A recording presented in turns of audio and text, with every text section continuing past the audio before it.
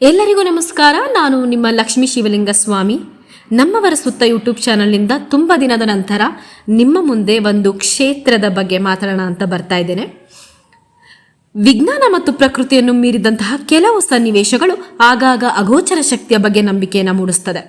ಆಸ್ತಿಕರು ಅದನ್ನು ದೈವ ಕೃಪೆ ಎಂದು ಕರೆದರೆ, ನಾಸ್ತಿಕರಿಗೆ ಮೌನದ ಮೊರೆ ಹೋಗದೆ ಬೇರೆ ದಾರಿನೇ ಇರಲ್ಲ. ಅಂತಹದ್ದೊಂದು ದೈವ ಕೃಪೆಯ ವಿಶಿಷ್ಟ ಕ್ಷೇತ್ರ ದಾವಣಗೆರೆ ಜಿಲ್ಲೆ ಚನ್ನಗಿರಿ ತಾಲೂಕಿನ ತಾವರೆಕೆರೆ. ಮನುಷ್ಯ ತನ್ನ ಅಗತ್ಯಗಳನ್ನು ಪೂರೈಸಿಕೊಳ್ಳಲು ಹಲವಾರು ಯಂತ್ರಗಳನ್ನು ಕಂಡುಹಿಡಿದಾನೆ.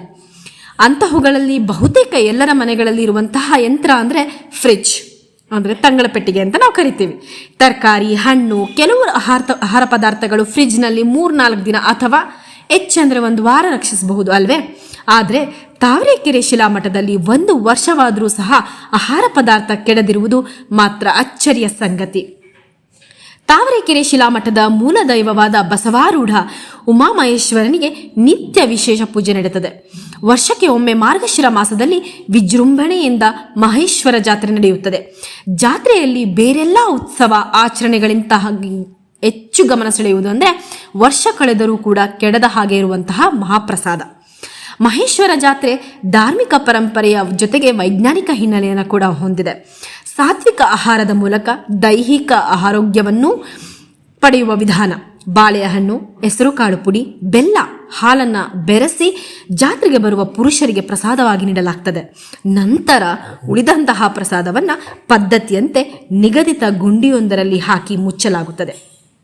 ಮುಂದಿನ ವರ್ಷದ ಜಾತ್ರೆಯಂದು ಆ ಗುಂಡಿಯನ್ನು ತೆರೆದು ನೋಡಿದರೆ ಕಳೆದ ವರ್ಷದ ಆಹಾರ ಪದಾರ್ಥ ಕೆಡದ ಹಾಗೆಯೇ ಇರುತ್ತದೆ. ಊಟಕ್ಕೆ ಬಳಸಿದ ಬಾಳೆ ಎಲೆ ಕೂಡ ಹಸಿರಾಗಿರುತ್ತದೆ. ಜಾತ್ರೆಯಲ್ಲಿ ಪಾಲ್ಗೊಂಡ ಸಾವಿರಾರು ಜನರು ಇದನ್ನು ಕಣ್ಣಾರೆಕೊಂಡು ಅಚ್ಚರಿಗೊಳ್ಳುತ್ತಾರೆ. ಮೊನ್ನೆ ನಡೆದಂತಹ ಡಿಸೆಂಬರ್ 11ರಿಂದ 13ರವರೆಗೆ ಜಾತ್ರೆ ನಡೆದಿತ್ತು. ಜಗದ್ಗುರು ರೇಣುಕಾಚಾರ್ಯರಿಗೆ ರುದ್ರಾಭಿಷೇಕ, ಉಮಾಮಹೇಶ್ವರ ಸ್ವಾಮಿ ಪಲ್ಲಕ್ಕಿಯ ಅಡ್ಡಮೋತ್ಸವ ಹಾಗೂ ವೀರಭದ್ರಸ್ವಾಮಿಗೆ ಗುಗ್ಗುಳ ಸೇವೆ ಸೇರಿದಂತೆ ಹಲವು ಧಾರ್ಮಿಕ ಮತ್ತು ಸಾಮಾಜಿಕ ಕಾರ್ಯಕ್ರಮಗಳು ನಡೆದಿದೆ. ವಿವಿಧ ಬೇಡಿಕೆಗಳಾಗಿ ಹರಕೆ ಹೊತ್ತಂತಹ ಸಾವಿರಾರು ಭಕ್ತರು ಜಾತ್ರೆ ವೇಳೆಯಲ್ಲಿ ಹರಕೆಯನ್ನು ತೀರಿಸ್ತಾರೆ.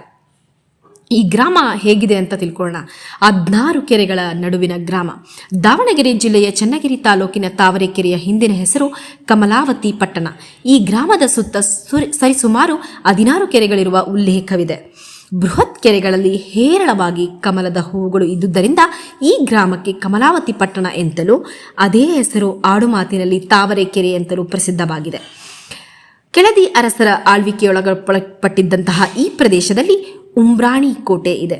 ಹಿಂದೆ ವೀರಬಳ್ಳಾಲನೆಂಬ ಸಾಮಂತ ರಾಜ ಆಳ್ವಿಕೆ ನಡೆಸಿದ್ದು ಆತನ ಕಾಲದಲ್ಲಿಯೇ ಇಲ್ಲಿ ಶಿಲಾಮಠವನ್ನು ನಿರ್ಮಿಸಲಾಗಿದೆ ಎನ್ನಲಾಗುತ್ತದೆ.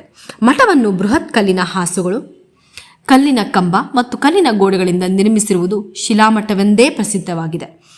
ಶ್ರೀಮಠವು ಸುಮಾರು 12-13 ಶತಮಾನದಿಂದಲೂ ಧಾರ್ಮಿಕ ಚಟುವಟಿಕೆಗಳನ್ನು ನಡೆಸಿಕೊಂಡು ಹೋಗುತ್ತಿದೆ. ಈ ಕ್ಷೇತ್ರದ ಇತಿಹಾಸ ಏನಂದರೆ, ತಾವರೆಕೆರೆ ಶಿಲಾಮಠವು ಧಾರ್ಮಿಕವಾಗಿ, ಸಾಮಾಜಿಕವಾಗಿ ಸುದೀರ್ಘ ಇತಿಹಾಸವನ್ನು ಹೊಂದಿದೆ. ಇಲ್ಲಿ ಆಗಿ ಹೋಗಿರುವ ಸ್ವಾಮಿಗಳು ಮಹಾ ತಪಸ್ವಿಗಳಾಗಿ, ಆಧ್ಯಾತ್ಮ ಸಾಧಕರಾಗಿ ಸಮಾಜಕ್ಕೆ ಮಾರ್ಗದರ್ಶನ ಮಾಡಿದ್ದಾರೆ. 8 ಜನ ಸ್ವಾಮಿಗಳ ಜೀವಂತ ಸಮಾಧಿ ಮಠದಲ್ಲಿದೆ. ಶಿಲಾಮಠದ ಗುರು ಪರಂಪರೆಯಲ್ಲಿ ಶ್ರೀ ಸಿದ್ಧಲಿಂಗ ಶಿವಾಚಾರ್ಯ ಸ್ವಾಮಿಗಳು ಅದ್ವಿತೀಯರು. 1918ರಿಂದ 1971ರವರೆಗೆ 53 ವರ್ಷ ಮಠವನ್ನು ಮುನ್ನಡೆಸಿದ ಪೂಜ್ಯರು ಮಹಾತಪಸ್ವಿಗಳಾಗಿದ್ದರು. ವಿಶೇಷವಾಗಿ ಅಥರ್ವಣ ವೇದ ಪಾರಂಗತರಾಗಿದ್ದಂತಹ ಪೂಜ್ಯರು ಆ ಕಾಲದಲ್ಲಿದ್ದ ಮಾಟ ಮಂತ್ರಗಳನ್ನು ಬಯಲಿಗೆಳೆದು ಮುಗ್ಧರಿಗೆ ಧರ್ಮ ಮಾರ್ಗವನ್ನು ಬೋಧಿಸುವುದರ ಜೊತೆಗೆ ಹಲವು ಸಾಂಕ್ರಾಮಿಕ ರೋಗಗಳಿಗೆ ಚಿಕಿತ್ಸೆ ನೀಡುತ್ತಿದ್ದರು. ಇವರ ಉತ್ತರಾಧಿಕಾರಿಯಾಗಿ ಶ್ರೀಮಠಕ್ಕೆ ಆಯ್ಕೆಯಾದ ಶ್ರೀ ರೇಣುಕಾ ಶಿವಾಚಾರ್ಯ ಸ್ವಾಮಿಗಳು ನಾಡಿನ ಸಾವಿರಾರು ಶಿವಾಚಾರ್ಯರಿಗೆ ಮಾದರಿಯಾಗಿ ಕೆಲಸ ನಿರ್ವಹಿಸುತ್ತಿದ್ದಾರೆ. ಅಡಿಕೆ, ತೆಂಗು, ಬಾಳೆ ತೋಟಗಳನ್ನು ಬೆಳೆಸಿ ಶಿಲಾಮಠವನ್ನು ಕೃಷಿಯತ್ತ ಕೊಂಡೊಯ್ದ ಕೀರ್ತಿ ಶ್ರೀಗಳಿಗೆ ಸಲ್ಲುತ್ತದೆ.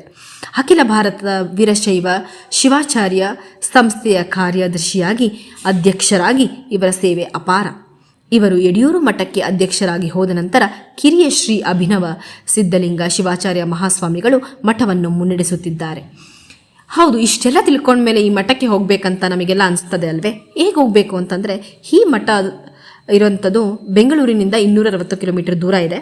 BH ರಸ್ತೆಯ ಮೂಲಕ ಬೀರೂರು ಮಾರ್ಗವಾಗಿ ಅಜ್ಜಂಪುರಕ್ಕೆ ಹೋಗಿ ಅಲ್ಲಿಂದ 18 ಕಿಲೋಮೀಟರ್ ಕ್ರಮಿಸಿದರೆ ತಾವರೆಕೆರೆಯನ್ನು ತಲುಪಬಹುದು. ಹೆಚ್ಚಿನ ಮಾಹಿತಿಗಾಗಿ ನೀವು ಸಂಪರ್ಕಿಸಬಹುದು 9902506757. ಈ ವಿಶೇಷ ಒಂದು ಕ್ಷೇತ್ರದ ಇತಿಹಾಸನ ತಿಳ್ಕೊಂಡ್ಮೇಲೆ ಈ ಕ್ಷೇತ್ರಕ್ಕೆ ಭೇಟಿ ನೀಡಿ ನಿಮಗೂ ಆ ಉಮಾಮಹೇಶ್ವರನ ಕೃಪೆಯಾಗಲಿ ಅಂತ ನಾನು ಬೇಡ್ಕೋತೀನಿ.